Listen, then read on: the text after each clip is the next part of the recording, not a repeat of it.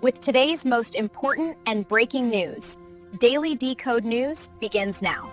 This morning, October 20th, 2025, around 3:50 a.m. a serious incident occurred at Hong Kong International Airport. A cargo plane veered off the runway during landing and plunged into the sea. Two airport staff members lost their lives. The Boeing 747 freighter, operated by Emirates Ski Cargo and leased from AK Airlines, had arrived from Dubai. During its landing approach on the northern runway, the aircraft suddenly veered to the side, left the runway, struck a ground patrol vehicle, and ended up in the sea. Police and airport authorities confirmed the vehicle was outside the designated safety zone at the time. According to Executive Director Stephen Yu, the two airport workers aged 30 and 41 died in the collision. One was pronounced dead at the scene, the other later at the hospital. All four crew members aboard the aircraft survived and were rescued with minor injuries. The airport's northern runway has been temporarily closed for investigation. However, the central and southern runways remain fully operational. Officials say this is one of the most serious aviation accidents in Hong Kong in the past 25 years.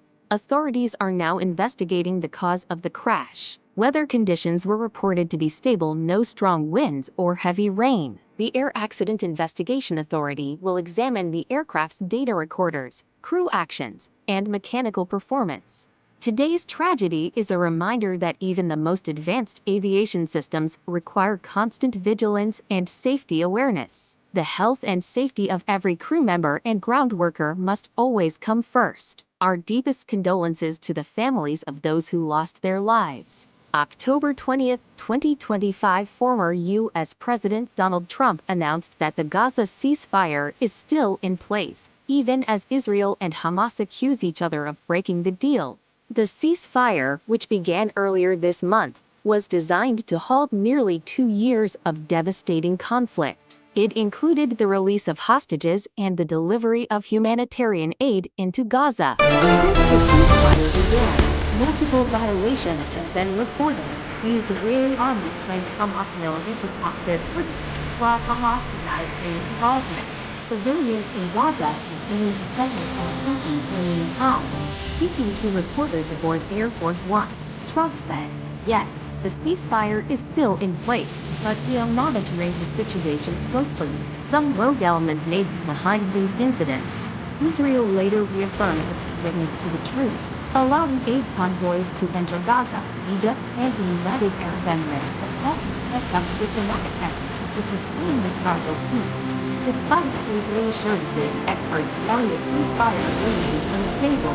Armed factions in the region could reignite violence at any moment. The path to lasting peace is still uncertain. Stay tuned as the world watches whether this ceasefire will occur.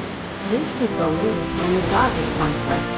These top buttons included air emission, aggressive appeal, and long-term damage to the UK economy. Speaking during an economic briefing in London, the Chancellor said trade barriers and lower investments since Brexit have slowed the nation's growth.